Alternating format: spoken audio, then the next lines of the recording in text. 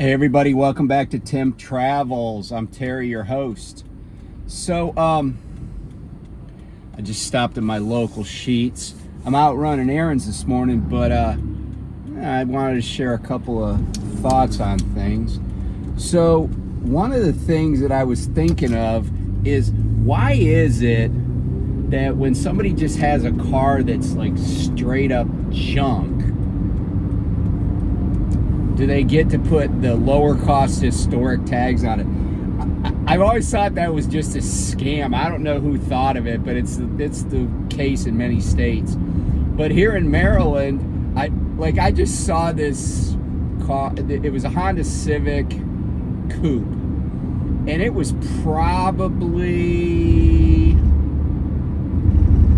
I'm gonna say 25 years old or so. And it was just body parts, right? Like it had like different colored bumpers and everything. And I'm like, I drive cars till they have tons and tons of miles on them.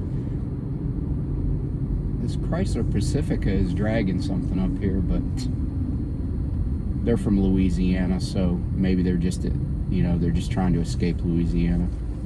But I just think it's a scam.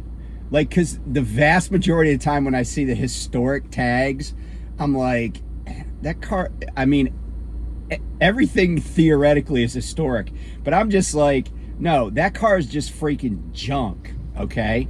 It's just a ratty-ass car that, you're still driving because, maybe you're being frugal. Maybe you just want to drive something till it wears out. But most of the time, people are just driving it because they got nothing else they can drive. They got nothing else they can afford. So anyway, if you've been in the Northeast, and by Northeast I mean like anywhere from Virginia north and east, you know that it's been raining for like 3 days. And I thought it was going to be nice out today. It is kind of sunny, but it's also like it's still looking like it's clouding up to rain again. And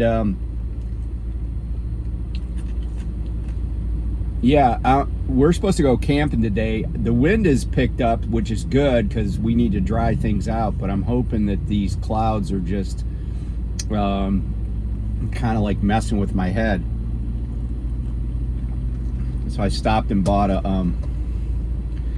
some, because I had a cup with ice in it that I brought from my house. So when I stopped at Sheets to get gas, I picked up a couple of 20 ounces. But I got a Nora 20 ouncer here. And so Nora, if you're watching, hey, I thought of you when I bought that. Anyway, I wanted to tell you why I like my job. And it's a lot of, I've said this before, I don't really care for my company, which kind of sounds, and I don't know that that's that unusual. I think there's a lot of people that maybe work places that don't really care for the company they work for, but they like the people they work with, they like the job, and so and it meets their needs, so it keeps it, they keep doing it. And my wife this morning said to me, she goes, this job that you have now is the best job you've had in trucking for, family time. And I don't disagree with her. I got to accelerate a little slower because I almost spilled my drink here. I don't disagree with her. And the thing is that this job, even though there's a lot of things, that are negative, there's also a lot of positives. And, and I was starting to think about all these positives when I was talking to my trainee last week. Because, I'm kind of on the spectrum. So my MO is to just like data dump. Like everything that I know, I will share with somebody. So anyway, by the way, I'm in Westminster, Maryland. I'm headed to Frederick. I got to go to Wegmans. I got to pick up my bikes from my bike repair guy, Tom. And man, I need to take out a second mortgage for all the bike repairs. Although it's legit like almost $1,000 in bike repairs, but I hadn't had it. And these are all nice bikes. Like, these are not like bikes from Walmart. And so they're expensive, and the parts have gotten more expensive. Of course, labor's gone up, and I really haven't had a lot of like mechanical work done on any of my bikes. And one of these bikes is a tandem, so tandems always cost a little bit more to work on and stuff. But I haven't had any, you know, work done in a while. So I'm just out running errands, doing all that stuff. Anyway, so I was kind of talking with my trainee about, you know, the company, but also the positive aspects of the job, not of the company. And one of the things that I was telling him is, I said, you know what, man, I mean, I did dry van for a little while I was waiting for the sawdust thing to pick up, but I haven't bumped the dock in over 6 months. I haven't paid a lumper in over 6 months. I haven't checked in with a security guard in over 6 months. Like, none of the places I go even have gates, right? I take it back. When I say gate, I mean like a manned security post. Some of them have gates, but we have the gate codes. So if we show up and they're not open, we just get out of our truck, punch in the code, the gate swings open, we drive in, close the gate, do our thing, open it up when we leave, close it when we get outside, and that's that. And that's at only one facility. Some of the facilities we can't pick up 24/7, but a lot of them, there's like, when we get dispatched, they do put times and dates on our dispatches, but that's just like a placeholder, because they're using a system that's designed for like people that got to bump docks, people that got to talk to security guards, people that got to check in with receiving, check in with shipping, wait in their truck. None of that happens. The only time we wait around is if there's they haven't unloaded enough sawdust at the customer, and we have to wait for a trailer. I got up at 2:00 yesterday morning, and I made my delivery around 4:30, but then for some reason they were running slow, and so I had to wait a couple hours for a trailer. But that was cool, because I wanted a nap. I was kind of tired, and so it just worked out perfectly, because guess what? I get paid detention, and the thing about detention is, the second that I say that I've been detained,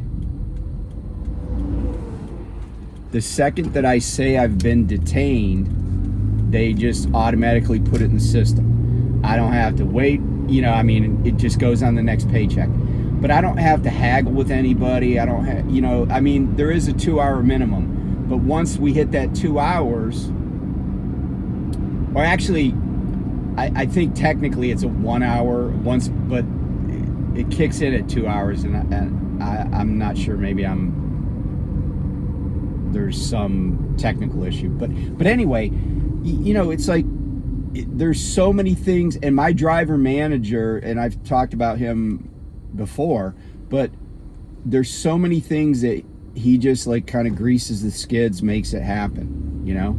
And then like yesterday, you know, I guess in the past people have waited for trailers, and yesterday there was just a lot of waiting around.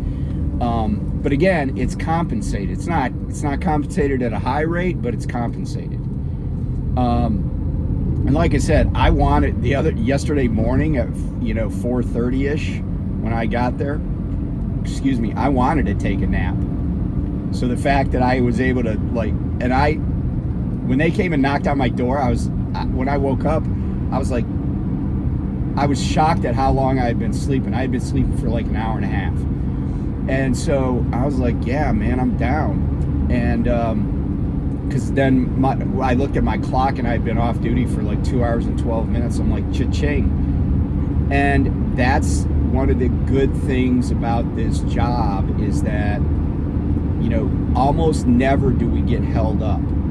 But here's the other thing, and this happened a lot last winter, and I was, you know, I was just grateful for it.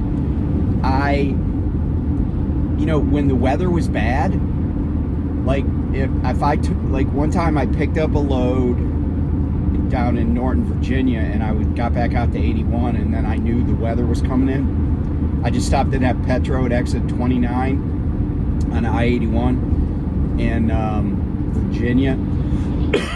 Excuse me. And I just called my driver manager. I'm like, hey man, I'm gonna shut this down for about 14 hours, 16 hours, and we'll see what the roads look like. And he was like, yeah, cool. Like nobody, and there were even a few times over the winter, and this is actually kind of cool, but I took a snow day more than once where I was already home, and maybe I was gonna head out Monday morning, but then the forecast somewhere along my route was bad, or it was for ice storm or sleet or snow or, you know, whatever. And I'd be like, hey man, I think I'm gonna wait till Tuesday to go out. Never once did anybody say to me, oh, well, can't you at least try? Can't you, you know, get in the truck? You know, we got to get, no one ever said anything. And that is a huge positive. I never, I mean, I never really felt that way at companies anyway, because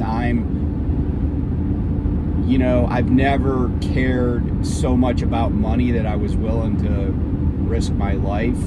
But I'm even more risk averse now than I was earlier in my trucking career. Because again, it's just sawdust. But then I always said that about every load. It's just X. And you know, one of my lines, like when I would check in places, because people always feel like they're under pressure, because a lot of truck drivers are jerks. When they're checking in, they're always angry about time. And you know, like it would take them, let's say it took them, I don't know, 30 minutes to get my bills printed up. And sometimes people would apologize, especially if there were women, because they would always be like, oh, I'm sorry. And I would always say, because I believe this, I'm like, it's no biggie, because if this shit was important, and I always say it just exactly like this, if this shit was important, they'd have put it on an airplane. And that's true, right? There's nothing that goes in a truck that's that important, because even when it's, quote, a high value load, it's not that important, right? I mean, I used to take high value loads that were like Bath and Body Works. I mean, it's just Bath and Body Works, right? It's not like some life-saving, you know, medical instrument, or it's not like organ transplants. And other high value stuff, like, I'm trying to think, like we would take pharmaceuticals, and you know, pharmaceuticals are, quote, high value because they're pilferable, but they're no more pilferable than a truckload of Air Jordans. In fact, I would argue they're less pilferable. But anyway, you know, I just never, and the other cool thing about this, the other positive, is there's unlimited miles pretty much. Now we had a little bit of a slowdown this week, but my trainee, I talked to him yesterday, and he was going to a place he hadn't been before, so he called me. And I talked to him, and he goes, what do I do if I get up there? Because there was a little bit of a shortage of loads. But here's the funny thing, right? My driver manager sent out a message. He's like, hey, if you have been to this place 3 times this week, just go home, because they're not, you know, they're not working as much this week. And they had a power outage, which was part of it. But even the people, if they had run 3 loads from that site, that means that they ran up 2,100 miles this week. You know, there were weeks when I was at well that I was in my truck for 7 days and didn't get 2,100 miles. So, you know, and here's the thing, like, I worked 3 days this week, as I was saying in my previous video, just 3 days. Excuse me. I worked 3 days, and I ran up about 1,300 miles. I have some detention pay coming, self-loading pay, and because my trainee passed his final exam on the first try, they're paying me $50, so that'll be on next week's check. And there was 1 day of training that they forgot to pay me for, so that'll be on next week's check. So even though I only worked 3 days, I think I will probably, like, I'll probably take home, I would think close to between like, I'll say between $850 and $1,000 next week, which is not huge money, but for 3 days it's a pretty good haul, and I didn't really work that hard. You know, everything worked out the way. I mean, the only hassle was driving. Man, there was some holiday traffic and driving in the rain and stuff, but you know, other than that, it wasn't bad. And you know, there's just a lot of positives, you know, to what I do, because if you've been in trucking for a while, you know that one of the biggest hassles you deal with is shippers and receivers. And to not deal, like, I have a quote receiver, but it's the exact same thing every time. Oh, and you know the other thing, like, my trainee was asking me about, well, bills of lading. There are no bills of lading. We fill out a scale ticket, write some stuff on it that we have access to.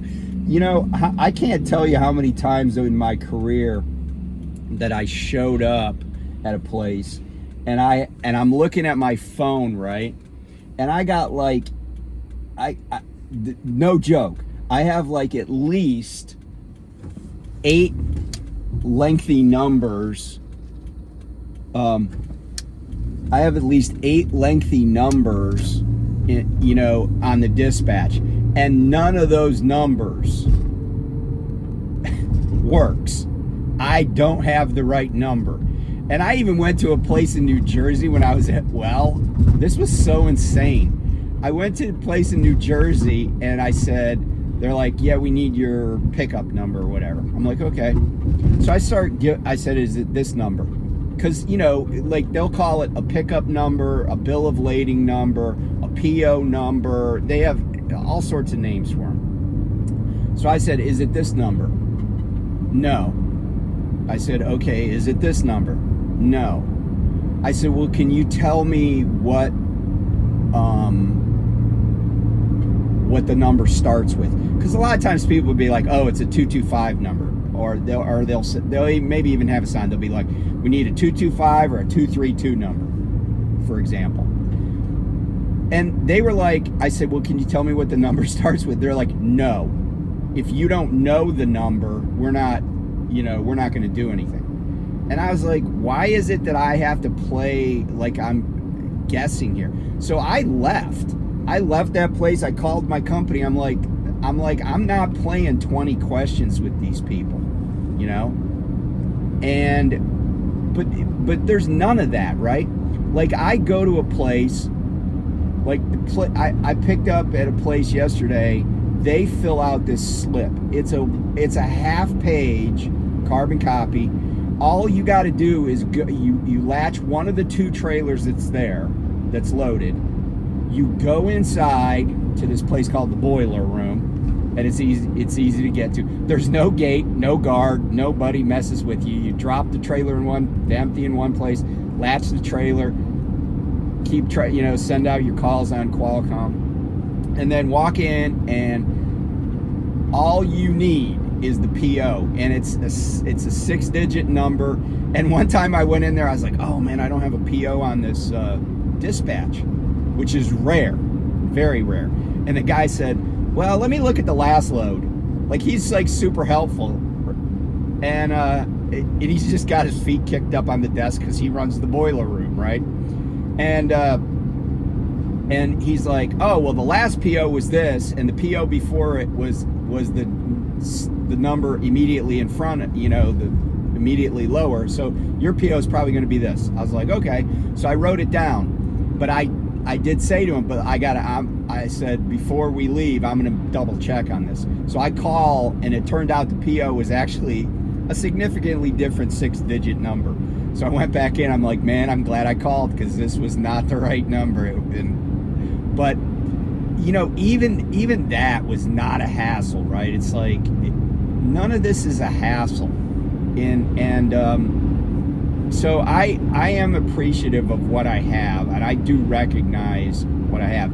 And by the way, I'm not out shilling for my company normally, but if you're an experienced driver, and experience could be 6 months plus. The guy I trained he's been driving around 2 years for 2 different companies, but like I told you, he was at Western Express for just a couple of months. But if you live anywhere from, I would say like Western New York, so think Rochester, Buffalo, anywhere down, we have guys that live as far south as like North Georgia, and then they just have it, they're reliable, they're trustworthy, and so the company lets them drop a trailer at the southernmost facility, and then they just bobtail home when they go on home time. But anywhere along the I-81 corridor, anywhere from Harrisburg, basically all the way to Tennessee, if you live along I-81, this would not be a difficult thing for you. And there are guys that I park at the yard that we have in Frederick, but there are guys that park just at a local truck stop or whatever that live down in Southern Virginia. I know that they let them do that. And again, it's one of those jobs where, depending on the place you're picking up, you can get on the road anytime of day or night, and there's going to be something to go get. I know one guy that is, he's fairly new to trucking, but he's a sharp guy, and he lives down in Southern Virginia. And so what he does is, when he'll finish up on Friday, right, go home, but then what he does is Saturday morning, so he goes home Friday evening, hangs out with his wife and kids. Then on Saturday morning, and I know this because he and I talk, but I also, every once in a while, if I'm running on Saturday morning on that route, he sees me, or I see him. But he'll get up early Saturday morning, like I think he probably gets up around 4, and he goes down and snags a load. And from where he is, it's about 50 miles on the interstate, and then 50 miles out and back. So he runs maybe 200 miles on a Saturday to pick up a load, and then he delivers that load. Like, he gets up, heads out early Monday morning and delivers his first load of the week. So, he's doing a little bit of prep work for the following week on Saturday. But he runs basically the same miles every week, and I think it's working for him. I mean, I don't think he loves the company either, and we all have different reasons for being at a company or not wanting to be at a company. But anyway, so I just wanted to share that, because sometimes I've had people say, I've done a lot of videos, and a lot of a lot of times I get comments and I'm just like, you know, this must be the first video you ever watched. Because I had somebody one time said, all you ever do is talk about Prime. Well, now I just did mention Prime. But I've done videos on, like, I don't know how many companies, in trucking. But the other comments I always like is people are like, oh, get to the point. It's like, no, I'm not getting to the point. Everything is the point and nothing is the point. That's the whole purpose of YouTube, I think. I like to share information, but if it's not the information you're looking for, you know, it's like when I want to watch videos about World War II, I don't go watch a carpenter channel, you know. But the funny thing is, I think the titles of the videos, people are definitely seeking information. But then they get mad when it's not the information they decided should be in the video or whatever. It's kind of interesting. But anyway, I'm gonna run my errands and enjoy my day, and yeah, that's about it. And be grateful I have a job that kind of works. I'm taking 4 days off, not worried about the money, and no one's gonna call me and ask me when I'm going back out. I just texted my driver manager this morning. I'm like, hey man, I went bobtail because there was a line for empties, and that's something they said, if you're going on home time, don't wait for an empty, because they want the empties to go to guys that are staying on the road, which is I totally am down with. So anyway, thanks for watching. Have a good weekend, and yeah, wish us good luck that the sky's clear. Talk to you soon. Bye.